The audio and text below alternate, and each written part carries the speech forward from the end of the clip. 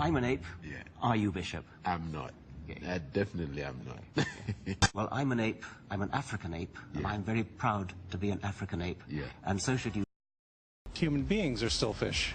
Human beings are fish? Why, yes, of course they are. You're a single cell of annoyance that has crawled out of the primordial slime and just put on a bad shirt and like a cheap tie. Good, okay. And, I got more. You're facile, Oh. you're sort of imbecilic, you're ill-informed, you're ill-educated. You've got to admit that. You've got the sense of humour of an 8-year-old. People often say, where are the intermediate fossils? Show us your intermediate fossils. There are plenty of intermediate fossils, and one of the best examples is whales. Well, you know my name is Simon, and I like to do drawings. The modern whales are up there. Here's a series of fossils back in time. I like to draw all day long. Dorodon about 36 million years ago, Rodhocetus about 47.5 million years, Pachycetus about 48.5 million years. So come and do drawings with me. Come and do drawings with me. And you can see they form a lovely series of intermediates. Hello, my name is Simon. I like to do drawings. As you go from old to young, Pachycetus, Rodhocetus, gradually losing the hind legs to Dorodon, which has almost lost the hind legs completely. Modern whales have completely lost the hind legs. There are some vestigial bones, some remnant bones buried deep inside the body.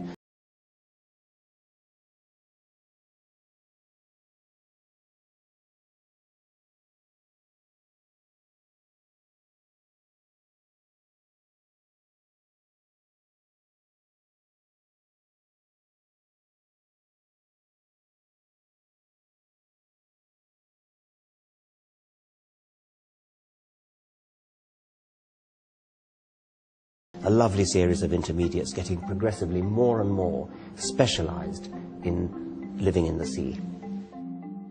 I like to do drawings.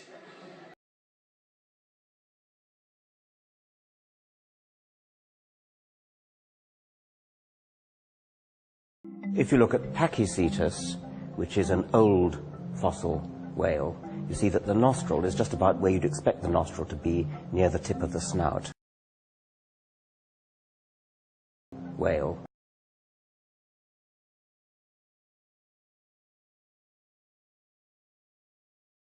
Whale. I like to do drawings.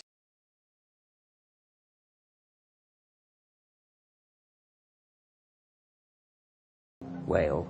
I like to do drawings.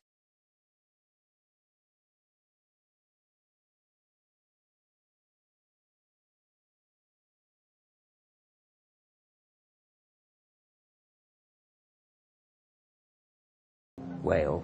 I like to do drawings.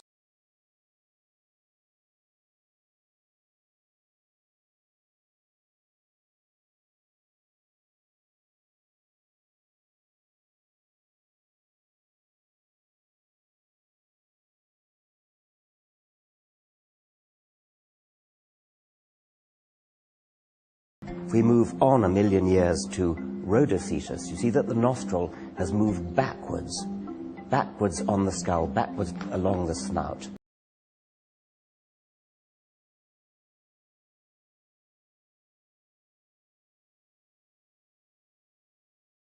So there isn't a process, as it were, going on in the cell saying, look, be patient. No. It's going to be a feather, believe me. Yes. It doesn't happen like that. There's got to be a series of advantages all the way in the feather. If you can't think of one, then that's your problem, not natural selection's problem. Natural selection, well,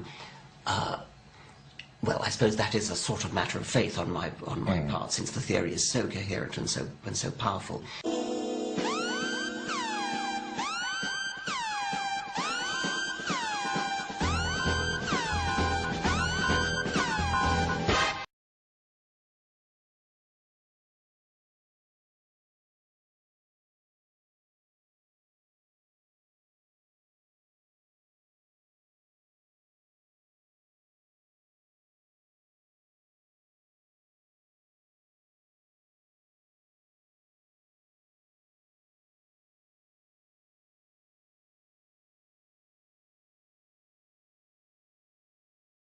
Well, I suppose that is a sort of matter of faith. I like to do drawings.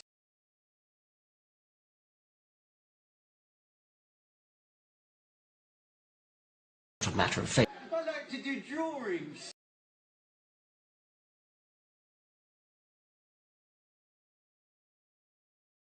Rodhocetus. Evolution scientists claim the most spectacular intermediate fossil in whale evolution is Rodhocetus, an animal with 4 legs, a whale's tail called a fluke, and flippers.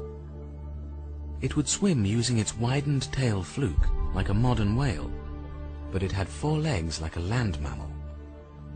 A perfect transitional fossil between land mammals and aquatic mammals, just as Darwin predicted. The fossil whale that appears a little bit later is Rodhocetus, and this animal had large tail vertebrae that indicate there were lots of room for muscle attachment. So here we see the beginning of the type of locomotion that's characteristic of the modern whale, using just the tail flukes for propulsion and not using the hind limbs. We have a complete modern whale-type structure in Rodhocetus.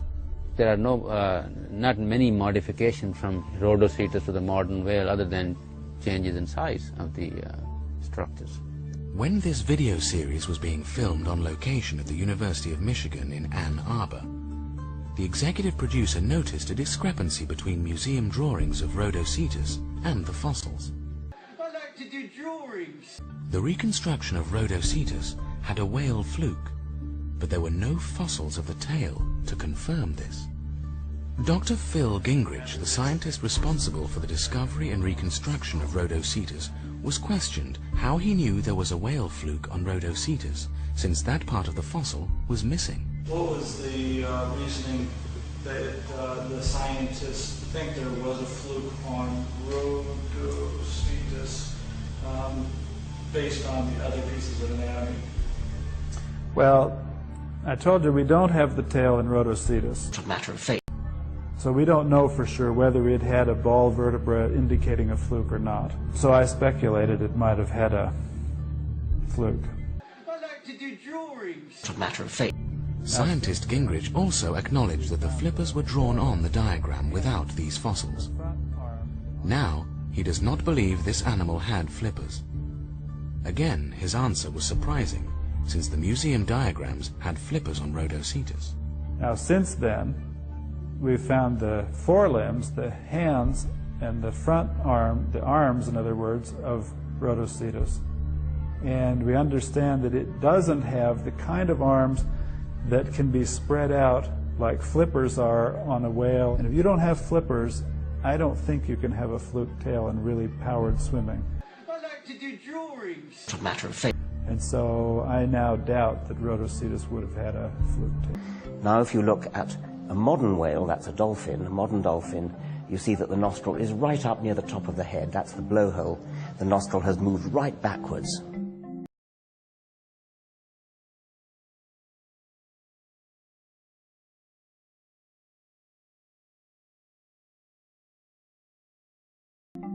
Now, a really surprising thing is which animal is the most closely related to modern whales among modern animals. And the answer, astonishingly, is the hippopotamus, which is classified in the even-toed ungulates, the cloven-hoofed animals. So what we now believe is that there was an ancestor which was a cloven-hoofed animal,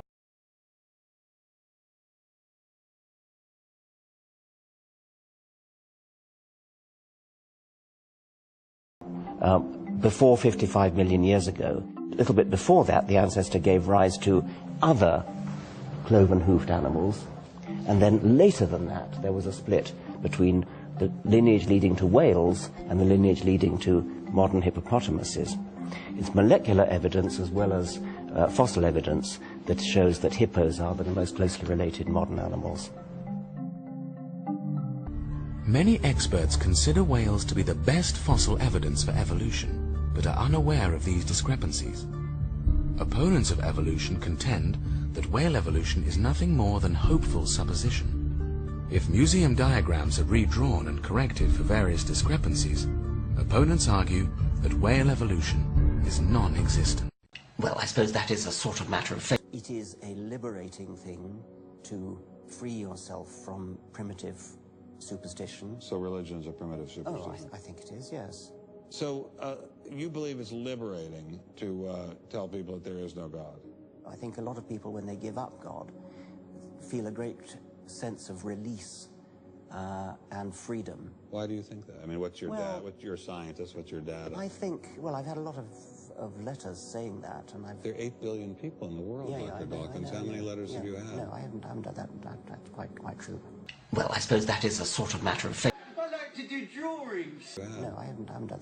That's quite... Well, I suppose that is a sort of matter of faith. I like to do drawings. No, I haven't done that. That's quite... Well, I suppose that is a sort of matter of faith. I like to do drawings. No, I haven't done that. That's quite... Well, I suppose that is a sort of matter of faith. I like to do drawings. No, I haven't done that.